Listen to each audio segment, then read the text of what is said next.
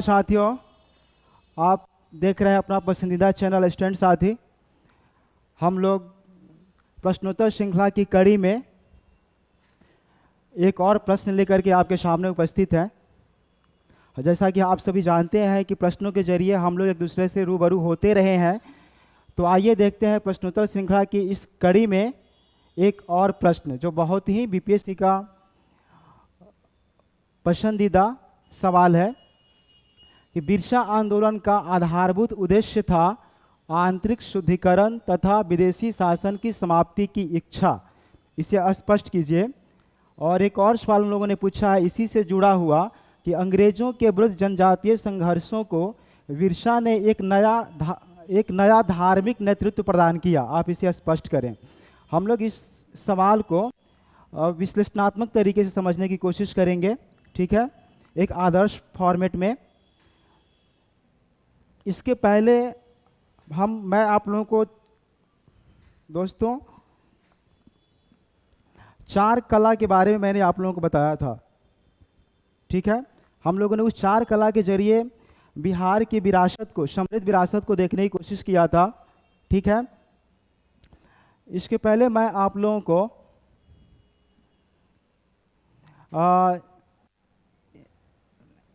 एक बार इतिहास की होल सिलेबस पर ले जाना चाहूँगा, एक नज़र डालना चाहूँगा ताकि हम लोग इससे रूबरू हो सकें। जो हमारा इतिहास और कला का जो सिलेबस है बीपीएससी ने जो निर्धारित किया है उससे हमें कंठस्थ होना चाहिए और ये सोचना चाहिए कि बीपीएससी ने इन इतिहास और कला के इस पेपर में इन मुद्दों को क्यों रखा है, इन सवालों को क्यों रखा है, इन विषय वस्तु को क्यों डाला है, ये किस तरह हमारी पर्सनालिटी को या फिर बिहार की समझ विकसित करने में मददगार साबित होंगे सारे टॉपिक, ठीक है। तो हम देखते हैं जैसा कि मैंने आपको बताया है कि कैसे जब भी धर्म और दर्शन की बात आएगी, ठीक है, जब भी धर्म और दर्शन की बात आएगी, बौद्धिक विरासत की बात आएगी भारतीय संदर्भ में, तो बिहार का जिक्र किए बिना वह अधूरा होगा, ठीक है। तो कैसे? क्योंकि भारत के धार्मिक और दार्शनिक समृद्धि को लाने में बिहार का बहुत बड़ा कंट्रीब्यूशन है। ये अगर इतना समृद्ध और विविधतापूर्ण बन पाया है तो इसके पीछे सबसे बड़ा वजह बिहार की यही गौरवशाली धरती रही है। कैसे, किस रूप में? तो आप देख सकते हैं कि प्राचीन काल में बिहार की इसी धरती पर दो महान धर्म एवं दर्शन, बौद्ध एवं जौन का प्रादुर्भाव होता है, जिससे निकल करके आता है मौर्य कला और पाल कला, जो हमें पढ़ाई करनी है। दूसरी आप देखेंगे कि इसी धरती पर हिंदू धर्म के कई संस्कारों का भी उद्भव होता है। और जिस राम सीता विवाह का प्रसंग देख सकते हैं, आप गया को देख सकते हैं हिंदू धर्म के मामले में, तो वहाँ से मधुबनी पेंटिंग निकल करके आती है, ठीक है। तो फिर आप देखेंगे मध्यकाल में तो इस्लाम की सूफी परंपरा का विकास होता है, ठीक है। और हिंदू और जो भक्ति आंदोलन की समन्वयवादी विचारधारा होती है, ठीक है। जैसा कि आप आगे पढ़ेंगे कि हमारे यहाँ जो राष्ट्रीय एकता है, मैं आपको बताने की कोशिश करूँगा टैगोर वाले में, वो हमारी कोई थोपी हुई विचारधारा नहीं है, ठीक है। ये इन्हीं चीज़ों में निहित है कि हम अब तक टूट नहीं पाए हैं और भारत जो एक राष्ट्र के रूप में लगातार आगे बढ़ रहा है, तो इसमें ये दो चीज़ों की बहुत बड़ा कंट्रीब्यूशन है, ठीक है। तो और फिर आधुनिक काल में ईसाई धर्म का भी प्रचार प्रसार होता है, जो आप देख सकते हैं आज भी खाजे कला में एक चर्च है, बहुत मशहूर चर्च है। तो इन दोनों को मिलाने से आपके सामने पटना कलम आता है, ठीक है, जो चित्रकला की मिश्रित शैली रहती है और वो मुगल शैली और ब्रिटिश शैली और क्षेत्रीय स्तर पर मिल करके कैसे हमारी मौलिक शैली के रूप में, चित्रकला की मौलिक शैली के रूप में पटना पेंटिंग के रूप में हमारे सामने आती है। इससे पहले हम लोग देख चुके हैं, ठीक है। तो हमने चार कलाओं के बारे में पढ़ा। उसके बाद हमें दो जनजातीय विद्रोह भी पढ़ना है, मुंडा और संथाल के रूप में, और हमें ये 5 चीज़ों में बिहार का कंट्रीब्यूशन देखना है, ठीक है, कि 1857 की क्रांति में, चंपारण आंदोलन, असहयोग, सविनय, भारत छोड़ो में बिहार ने क्या अभूतपूर्व कंट्रीब्यूशन, योगदान प्रस्तुत किया है। तो हमें ये पढ़ना चाहिए, हमें बिहार का ब्यूरोक्रेट्स बनना है।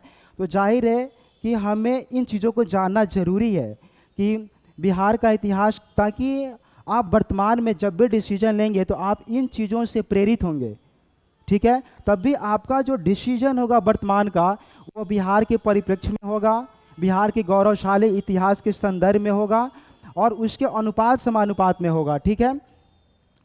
और हमें 6 व्यक्तित्व पढ़ना है, ठीक है, 6 व्यक्तित्व पढ़ना है। अब देखिए अभी क्यों व्यक्तित्व पढ़ना है, ठीक है, क्यों पढ़ाया जाता है, ताकि इससे आपके व्यक्तित्व में निखार आ सके, ठीक है।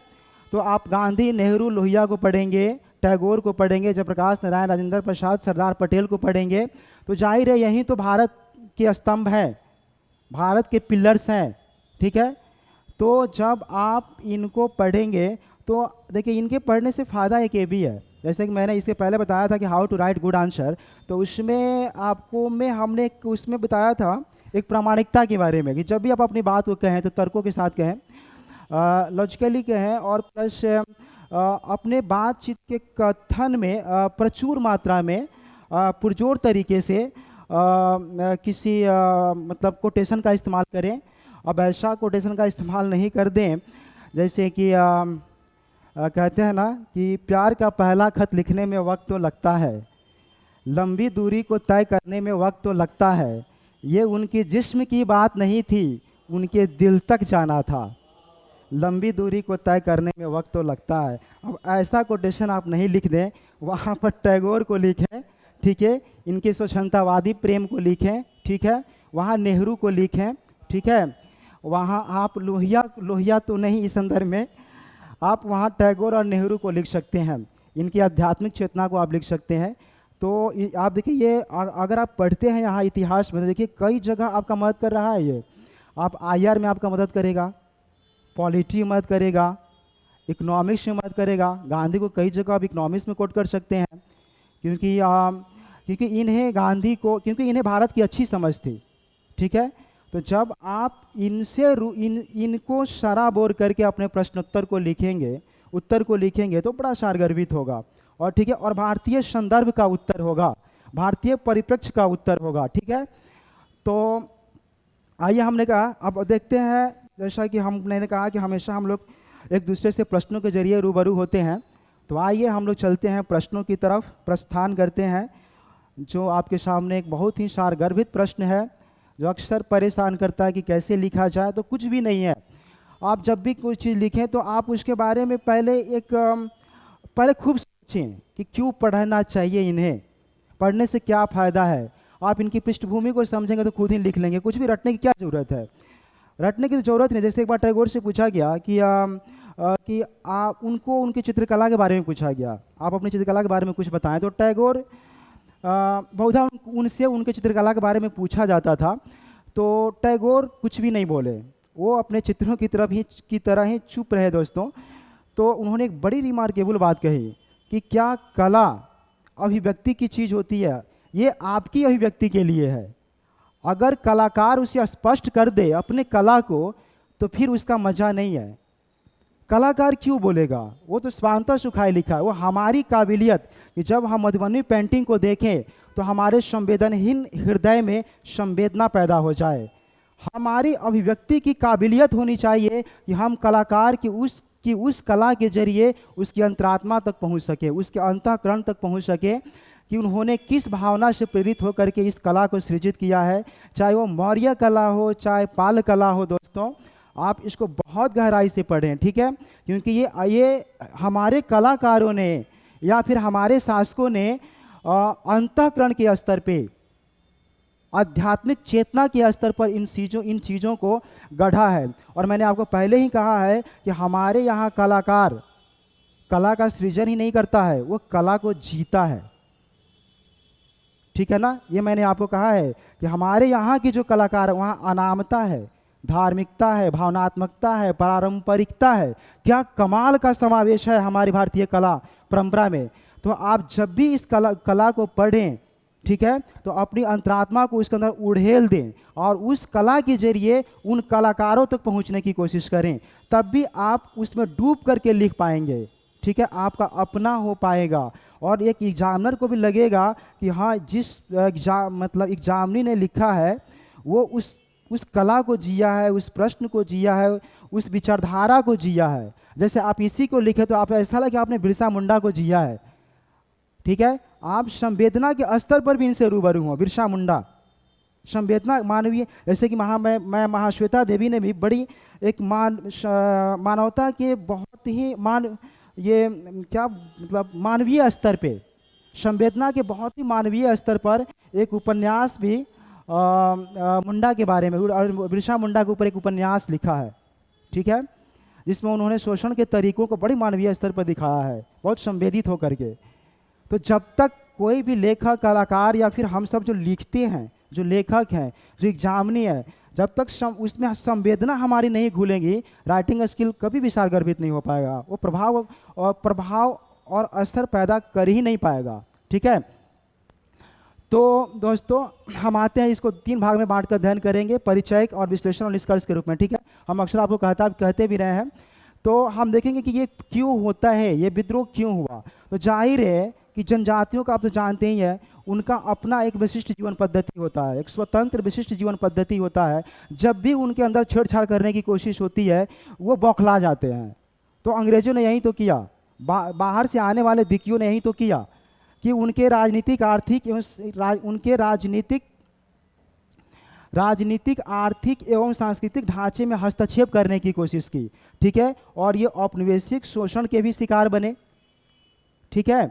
तो ये देखना है कि ये विद्रोह जो है उनके बिरसा मुंडा का जो विद्रोह है, बिरसा आंदोलन, वो राजनीतिक, आर्थिक एवं सांस्कृतिक ढांचे में हस्तक्षेप एवं औपनिवेशिक शोषण के विरुद्ध एक संगठित विद्रोह था। मुंडा वस्तुतः ये नागपुर क्षेत्र में रहने वाली एक जनजाति है, ठीक है। ये विद्रोह 1895 से 1901 तक चला, ठीक है। और इस विद्रोह को हम लोग उलगिलान विद्रोह के नाम से भी जानते हैं, जिसका मतलब होता है महान विद्रोह, ठीक है। तो और ये सबसे बड़ी इस युद्ध की खासियत क्या है, इस विद्रोह की खासियत क्या है, हम लोग क्यों पढ़ते हैं, ये इतना जिंदा क्यों है, आज भी इतना प्रासंगिक क्यों है। क्योंकि बिरसा ने एक बड़ी कमाल की बात की थी कि कैसे हमें उसने धार्मिक और सांस्कृतिक चेतना के जरिए धार्मिक एवं सामाजिक सुधार किया, क्योंकि वो नैतिक पक्ष उसका बहुत मजबूत था।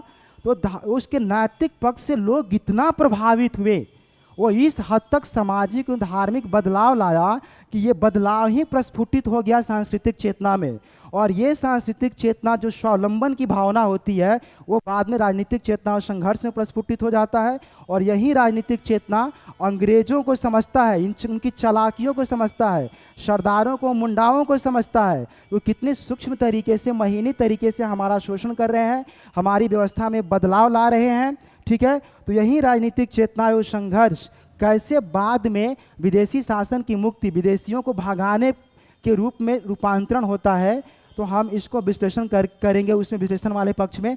तो हम कह सकते हैं कि ये वस्तुतः जो बिरसा आंदोलन था, वो एक तरह से बिरसा आंदोलन धार्मिक एवं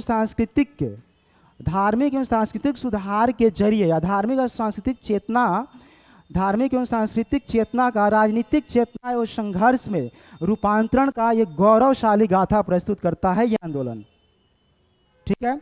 ये गौरवशाली गाथा प्रस्तुत करता है। इसको हम लोग विश्लेषण के स्तर पर देखेंगे, बड़े स्तर पे, ठीक है। उस पर निष्कर्ष देखेंगे, ठीक है। इसके बाद हम आते हैं आपके विश्लेषण के स्तर पे, ठीक है।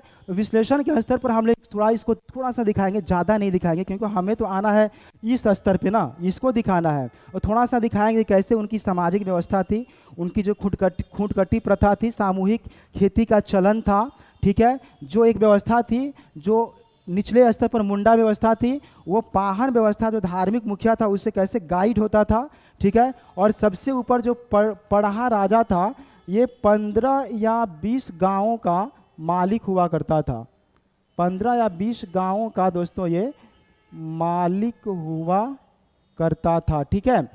सबसे ऊपर ये पढ़ा राजा होता था, ठीक है, जो राजनीतिक प्रमुख होता था, ये धार्मिक प्रमुख होता था। और निचले स्तर पे पृष्ठभूमि में मुंडा व्यवस्था था। हाँ, एक चीज मैं आपको कहना भूल गया कि सबसे पहले जाने कि इस विद्रोह की पृष्ठभूमि में 3 चीजें थी, 3 चीजें आप एकदम ये गांठ बांध लेना कि कोई भी जनजातीय विद्रोह होता है लगभग सबकी उसकी जड़ में लगभग यही होता है। एक तो ये होता है कि उनका जो एक विशिष्ट स्वतंत्र जीवन पद्धति था उसमें हस्तक्षेप होता है, ठीक है।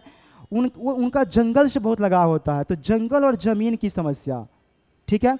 वो जमीन और जंगल से जुड़े हुए रहते हैं बहुत घनिष्ठता से, ठीक है। ऐसा हम लोग कह सकते हैं कि उनका आत्मीय रिश्ता होता है, ब्लड का रिश्ता होता है। तो जब भी आप उस पर हस्तक्षेप करेंगे तो वो झनझनाएंगे ही, ठीक है। तो अंग्रेजों ने यही काम किया, ठीक है, या बाहर से आने वाले सरदारों ने, दिकुओं ने यही काम किया, ठीक है।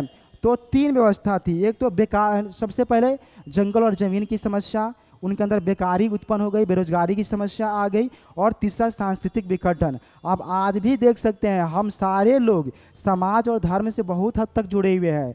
जब भी कोई इसमें बदलाव लाने की कोशिश करता है, प्रगतिशील तत्वों को घुसाने की कोशिश करता है, हम झनझना जाते हैं। अंग्रेजों ने तो यही काम किया, छेनी और हथौड़ी लेकर के हमारे इसी व्यवस्था में अपनी व्यवस्था को डालने की कोशिश किया, हम झनझना गए। क्योंकि हम बहुत जड़ों से जुड़े हुए हैं, अपनी संस्कृति से, अपनी सभ्यता से। खासकर हमारा जो सामाजिक ढांचा है, धार्मिक ढांचा है, वो हमारे ब्लड के अंदर है, हम इसको नहीं छोड़ सकते हैं। और यह हमारा एक तरह से वीकनेस भी है तो स्ट्रेंथ भी है। सबसे बड़ा स्ट्रेंथ है, स्ट्रेंथ ज़्यादा है, तभी तो हम कह सकते हैं एक मिस्र रोम, ये आप एक बड़ा अच्छा शेर है इकबाल का कि मिस्र रोम सब मिट गए जहाँ से, बाकी मगर है अब तक नामो निशान हमारा। तो इसी कारण है। तो आइए दोस्तों हम इस पे देखते हैं, आर्थिक व्यवस्था देखते हैं। आपने देखा सामाजिक व्यवस्था, आर्थिक व्यवस्था देखते हैं कि आर्थिक व्यवस्था क्या हुआ कि लगान की ऊंची दर कर दी गई, ठीक है। इनके यहाँ भी लगान की सामूहिक व्यवस्था थी, ठीक है। ये सरदारों के और जमींदारों के ऋण जार में उलझते चले गए, व्यवस्था इनकी बन गई। इनकी लगान की ऊंची दर कुछ चुकाने में सक्षम नहीं थे, तो इनकी व्यवस्था बन गई, ऋण के जाल में फंसना, ऋण लेना, ठीक है। और जंगलों पर भी इनका अधिकार समाप्त हो गया। आप देख सकते हैं कैसे 1890 और 1895 के बीच में लगान की दर कैसे बढ़ती है, ग्राफ आप देख सकते हैं, ठीक है। सांस्कृतिक व्यवस्था, धर्म परिवर्तन हुआ, धर्म से जुड़े हुए थे ये काफ़ी गहराई से, ईसाई मिशनरी प्रवेश किए, अपने तरीके से बदलाव उन्होंने लाना शुरू किया, लोग लालच दे करके धर्म परिवर्तन करना शुरू किया। और ये नए तरह का जो धर्म था उससे अपरिचित थे, ठीक है, अपनी धार्मिक व्यवस्था से जुड़े हुए थे, उनका एक विशिष्ट जीवन पद्धति था, अपनी रफ्तार में चल रहा था, संतुलित तरीके से चल रहा। तो इन लोगों ने उसमें बदलाव लाना शुरू किया। तो हम थोड़ा सा दिखाएंगे, ज़्यादा इसको नहीं दिखाएंगे। उसके बाद दिखाएंगे बिरसा मुंडा के बारे में, थोड़ा सा प्रकाश डालेंगे इस पर्सनालिटी पे, ये कितना कुशाग्र बुद्धि का था, औषधियों उसके पास नेतृत्व क्षमता थी। वो शुरू में ईसाई धर्म से बहुत प्रेरित था, लेकिन बाद में जब इन्होंने इनकी व्यवस्था को देखा तो वैष्णव बन गया, उसके अंदर शुद्ध नैतिक आचरण आ गया, ठीक है। उसमें एक बड़ी क्वालिटी थी, वो औषधियों गुणों में बड़ी कुशलता और दक्षता प्राप्त, जब भी कोई बीमार पड़ता था तो वो जाकर ठीक कर देता था।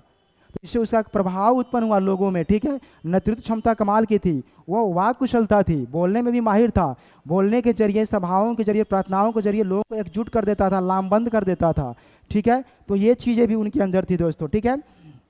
तो आप देखते हैं औषधियों गुणों से में कुशल था, नेतृत्व क्षमता थी, वाक कुशलता थी, नैतिक बल था, सबसे ज़्यादा तो इस व्यक्ति के अंदर नैतिक बल था। तो नैतिक बल वाला व्यक्ति जब भी आह्वान करता है तो पूरा समाज उमड़ जाता है, क्योंकि उसके अंदर नैतिक बल होता है, नैतिक सच्चाई होती है। गांधी ने यही तो काम किया, अपनी इसी नैतिक सच्चाई, नैतिक बल पर पूरे हिंदुस्तान को एक छत्र के नीचे ला दिया, ठीक है। बिरसा मुंडा ने भी यही काम किया। आप देख सकते हैं गांधी भी बाद में बिरसा मुंडा से प्रभावित होता है, गांधी जैसा महान शख्सियत, ठीक है। तो आप इसको थोड़ा सा दिखाएंगे इसके बारे में, और खास करके ये क्या परिवर्तन लाता है, क्या सामाजिक एवं धार्मिक सुधार करता है, इसको ज़्यादा से ज़्यादा जोर डालेंगे।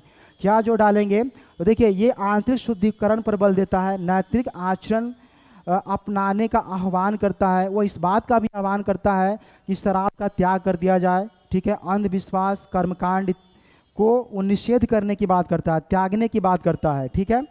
वो पशु बलि निषेध का आह्वान करता है, ठीक है। उसने कहा, उसने बहुदेववाद की जगह एकेश्वरवाद लाया, ठीक है। शिव बोंगा की पूजा करने का उपदेश दिया, एकेश्वरवाद की पूजा करने का उपदेश दिया। उसने ये भी बताया कि उसने दावा किया कि वो अलौकिक शक्तियों से, चमत्कारिक शक्तियों से युक्त है और उसके प्रभाव में एक शांतिपूर्ण व्यवस्था कायम होगी, इसलिए लोगों के अंदर एक बल उत्पन्न हुआ, ठीक है। सारे लोग उसके आह्वान पर दौड़े चले आए, लामबंद हो गए, ठीक है। तो ये इसको ज़्यादा हम दिखाएंगे, ये काम किया और यही सामाजिक और धार्मिक सुधार करके, ठीक है, उसने ये सामाजिक और धार्मिक सुधार और प्लस ये सामाजिक और धार्मिक सुधार और प्लस ये बिरसा मुंडा का महान व्यक्तित्व का काम किया, सामाजिक और धार्मिक सुधार का काम किया, और यही सामाजिक और धार्मिक सुधार सांस्कृतिक चेतना में तब्दील हो गया। उनके अंदर स्वावलंबन की भावना आई, ठीक है, सांस्कृतिक चेतना अंदर से उत्पन्न हुई, नैतिक बल उत्पन्न हुआ, ठीक है, वो चीज़ों को बारीकी से समझने लगे, सरदारों को, जमींदारों को, औपनिवेशिक व्यवस्था को, जो मूलतः शोषण पर आधारित व्यवस्था थी, ठीक है, एक नई व्यवस्था थी जिससे वो अपरिचित थे, ठीक है। तो ये सांस्कृतिक चेतना देखिए, ये बहुत बड़ा यहाँ सीख है हम सारे ब्यूरोक्रेट्स के लिए भी, कि कैसे जमीनी स्तर पर लोगों के नस को पकड़ करके सामाजिक और धार्मिक सुधार के जरिए उसको यहाँ सांस्कृतिक चेतना उत्पन्न करना है, और इस चेतना को यहाँ लाना है, इस मोड़ पर, इस स्तर पर थोड़ी सी आगे की कड़ी है। तो राजनीतिक चेतना उनके अंदर उत्पन्न हुआ। अचानक यहाँ पर इस मोड़ पर वो नहीं आता है। कितना बुद्धिजीवी कुशाग्र बुद्धि का व्यक्ति है वो, आप देख सकते हैं कि वो यहाँ तक अचानक नहीं आता है कि एकदम हम तीर चला लो, तीर चलाना शुरू कर दिया। नहीं नहीं नहीं नहीं नहीं, गांधी की तर्ज पर पहले नैतिक बल लाता है, सांस्कृतिक चेतना लाता है, ठीक है। बहुत कुशाग्र बुद्धि का व्यक्ति है ये, साधारण इंसान नहीं है ये, ठीक है। पहले इस स्तर पर पूरी उसकी तैयारी हो चुकी होती है, पहले खुद को तैयार करता है। गांधी ने क्या किया, पहले खुद को तैयार किया, ठीक है। उसको अपने अंदर पहले वो आपने एक वो कहानी पढ़ी होगी कि कोई माँ जाती है गांधी के पास और कहती है कि मुझे अपने, मेरा बेटा मैं बहुत ही परेशान हूँ अपने बेटे की ये गंदी आदत से, वो गुड़ बहुत खा रहा है, तो उसको मैं कैसे ठीक करूँ। तो गांधी ने कहा कि इसके पहले आप 3-4 दिन के बाद आओ, ठीक है। तो ऐसा गांधी ने क्यों किया, क्योंकि गांधी स्वयं ही उनकी आदत में चीज़ें शामिल थी। पहले उन्होंने खुद को ठीक किया, उसके बाद उस महिला को बुलाया और उन्होंने कहा कि आप ऐसे कीजिए, ठीक हो जाएगा। तो ऐसा क्यों किया, उन्होंने, विद्वान जो महापुरुष होते हैं वो सिर्फ बोलते नहीं है कथन के तौर पर, वो अपनी करनी में भी लाते हैं, उन चीज़ों को अपने अंदर समाहित करते हैं, तभी वो प्रभाव डालता है, ठीक है। जैसे मैं एक बार मिशन के अंदर जुड़ा हुआ था और मैंने उपदेश दिया रामकृष्ण मिशन में, मतलब भाषण दिया, मुझे बुलाया गया था वहाँ पढ़ाने के लिए। तो उन्होंने कहा कि आप कुछ बोलें, तो मैंने बड़ी बड़ी बातें विवेकानंद पर की। उन्होंने मेरे को, महाराज जी ने बुलाया और कहा कि देखो, सबसे पहली बात, आप ज़्यादा से ज़्यादा प्रभाव कैसे उत्पन्न कर पाओगे, आप जितनी सारी चीज़ों को कह रहे हो पहले उसको अपनी आचरण में लाओ। विद्वान या महापुरुष पहले उसको अपनी आचरण में लाता है और बोलता है, इसलिए प्रभाव डालता है और आपके दिल तक वो बात पहुंच पाती है, ठीक है। तो हम देखेंगे कैसे ये विरसा इस काम को यहाँ तक करता है। गांधी की तरह ये पूरा आप कह सकते हैं कि ये पूरा गांधी की तर्ज पर काम हो रहा है, गांधी की तर्ज पर काम हो रहा है, गांधी की तर्ज पर काम हो रहा है। क्यों, गांधी चाहते थे कि राजनीतिक स्वतंत्रता प्राप्त करने से पहले सामाजिक और आर्थिक स्वतंत्रता को प्राप्त कर लिया जाए, घरेलू कुटीर उद्योगों के जरिए, साफ सफाई के जरिए, चौक चूल्हा के जरिए, स्वच्छता के जरिए, नैतिक बल के जरिए। पहले सामाजिक और आर्थिक स्वतंत्रता प्राप्त होगी तब तो हम राजनीतिक स्तर पर अपनी एकजुटता और संगठित बल का परिचय दे पाएंगे, क्योंकि लड़ना तो हमें ही है ना। तो हम अगर अंदर से नैतिक रूप से मजबूत नहीं होंगे तो क्या युद्ध के मैदान में हम टिक पाएंगे लंबे समय तक। तो देखिए, ये तीनों स्तर पर पहले वो काम करता है, खुद को भी ठीक करता है, उसके बाद यहाँ लाता है, उसके बाद यहाँ लाता है। तो इसकी भी पूरी व्यवस्था रहती है उसको, ऐसे ही नहीं कि वो मैदान में कूद गया, वो उसके आह्वान पे इतना प्रभाव रहता है। क्या आपके कहने पर 6000 लोग इकट्ठा हो जाएंगे, हमारे कहने पे, उसके कहने पे, उसके आह्वान पर 6000 मुंडा अपने पारंपरिक हथियारों के साथ एकजुट हो जाते हैं। देखिए, और वो 1899 की क्रिसमस की पूर्व संध्या पर युद्ध की घोषणा करता है, ठीक है। और वो उन्हें हर स्तर पर उन्हें लामबंद करता है, संगठित करता है, मजबूत करता है, युद्ध की पूरी तैयारी करता है, ठीक है। एक पूरी योजना उनकी रहती है, ठीक है। तो खूंटी के पुलिस थाने पे, ठीक है, तीर चलाया गया, ठीक है। इसमें कई पुलिस वाले थे, उसमें एक की हत्या हो गई। तो कई थाने में तीर चलाए गए, चर्चों को जलाने का प्रयास हुआ। अब चूंकि ये इनका जो हथियार था वो तो पारंपरिक था और आधुनिक हथियारों से सुसज्जित एक तरह ब्रिटिश सेना थी, बाद में ब्रिटिश सेना को बुला भी लिया गया। ये युद्ध भले ही आप कह सकते हैं कि बहुत देर तक नहीं चल पाया, पूर्ण रूप में अपने ध्येय में सफल नहीं हो सका, लेकिन इसका दूरगामी प्रभाव पड़ा जो हम लोग निष्कर्ष में लिखेंगे, ठीक है।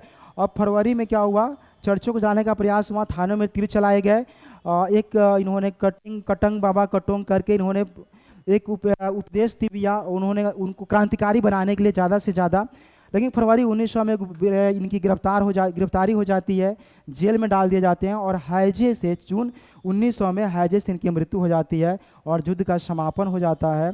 लेकिन हम लोग ये देखने की कोशिश करेंगे निष्कर्ष में ये लिखेंगे, ठीक है, कि ये भले ये युद्ध जो है पूर्ण रूपेण सफल नहीं हो सका, ठीक है, शोषित किसान, लेकिन इसने क्या काम किया, जो इसके पहले जो शोषित किसान थे और जनजाति थे, वो जो आवाज़ बुलंद नहीं कर पाते थे ब्रिटिश औपनिवेशिक शोषण के विरुद्ध, उनको आवाज़ बुलंद करने के लिए अदम्य उत्साह और साहस दिया।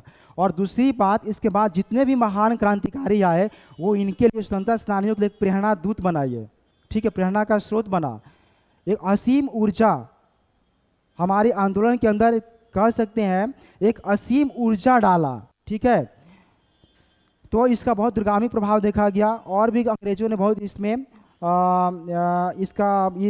उन्होंने इस व्यवस्था को फिर से इस व्यवस्था को फिर से बहाल कर दिया, ठीक है। और आप दूरगामी प्रभाव देख सकते हैं इन सारी चीज़ों को, ठीक है। छोटनागपुर काश्तकारी एक्ट भी बनाया गया था, ठीक है। मांझी व्यवस्था, इनका जो मुंडा व्यवस्था था फिर से बहाल कर दिया गया था, ठीक है। तो थैंक यू दोस्तों। आगे आपने देखा इस प्रश्न को कैसे लिखना है, मैंने आपके सामने प्रस्तुत किया। आप हमारे चैनल से आप नंबर और अगर इसी तरह चाहते हैं कि और भी सब्जेक्ट्स को, ठीक है, और भी सब्जेक्ट्स का PDF प्राप्त करें, वहाँ से आप प्राप्त कर सकते हैं। और PDF हमारा नंबर दिया हुआ है, वहाँ से कॉल करके आप इसका प्रश्नोत्तर ले सकते हैं। थैंक यू दोस्तों, फिर मिलते हैं प्रश्नोत्तर श्रृंखला की दूसरी कड़ी में। Thank you so much. आप इन प्रश्नों के साथ आनंद लें, खुद का मूल्यांकन करें, पढ़ते रहें। Thank you so much.